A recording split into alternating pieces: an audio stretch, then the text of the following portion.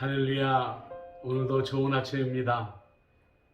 어린 시절의 친구들과 숨바꼭질을 하다 보면 숨은 곳에서 말 그대로 심장이 쫄깃쫄깃하던 추억이 있습니다. 그저 놀이에 불과한 것인데 말입니다. 그런데 다윗은 자그마치 10년이라는 기간 동안 사울왕과 목숨을 건 숨바꼭질을 계속해서 이어오고 있습니다. 도망자의 삶이라는 것은 얼마나 피폐한지 경찰의 추격을 받던 사람도 한동안 도망다니다가 결국은 그 두려움과 피곤함을 이겨내지 못하고 자수하는 경우가 있다고 말하지 않습니까?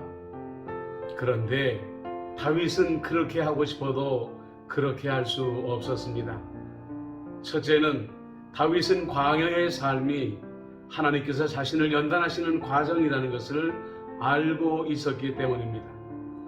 두 번째는 사울왕이 자신을 아무리 집요하게 추적해와도 하나님의 이름이 자신을 구원해 줄 것을 믿고 있었기 때문이라는 거죠. 하나님의 이름이라는 게 무슨 뜻을 가지고 있을까요? 그것은 그동안 하나님께서 해오신 일들을 말하는 것입니다. 온 천지를 창조하신 하나님의 능력, 그 온 우주를 다스리시는 하나님의 질서, 무엇보다도 악인은 심판하시고 의인은 구원하시는 하나님의 정의, 그것이 바로 하나님의 이름이었던 것입니다. 그러나 다윗도 사람이었기 때문에 마음이 흔들리기 시작했습니다. 자신을 추적하는 사람들이 한 걸음 한 걸음 다윗이 숨어있는 곳으로 찾아오고 있었기 때문입니다. 그러나 다윗은 그 흔들림 가운데에 무너지지 않았습니다.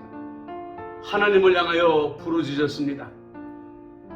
하나님의 이름으로 나를 구원하소서, 주의 힘으로 나를 변호하소서, 이렇게 주님께 부르짖었던 것이죠. 여러분, 믿음이라는 것은 기계에 저장된 정보가 아닙니다. 사람의 마음에 새겨진 은혜인 것이죠. 그렇기 때문에 다윗처럼 한때는 흔들릴 수 있습니다. 그때에 어떤 결정을 하느냐가 중요합니다. 다윗은 하나님의 이름을 불렀습니다. 창조의 하나님, 진리의 하나님, 공의의 하나님의 이름을 부르며 하나님께 간절히 구원을 요청했던 것이죠. 하나님의 이름을 불렀을 때 어떤 일이 일어났습니까?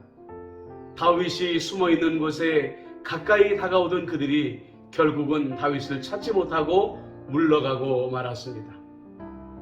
여러분, 우리들의 삶에서 우리의 힘으로 도무지 이겨낼 수 없는 위기의 순간을 맞이하지 않습니까? 우리도 다윗처럼 하나님의 이름을 믿어봅시다. 그리고 다윗처럼 부르짖어 봅시다. 하나님의 이름으로 나를 구원하소서, 하나님의 힘으로 나를 변호하소서. 다윗에게 임했던 구원이 여러분들에게도 임할 줄로 믿습니다. 기도하겠습니다. 좋으신 아버지 하나님, 우리에게 하나님의 이름을 주심을 감사합니다.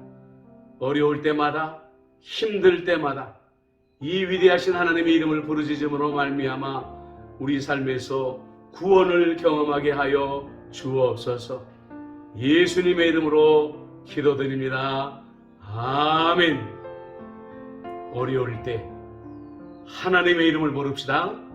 샬롬.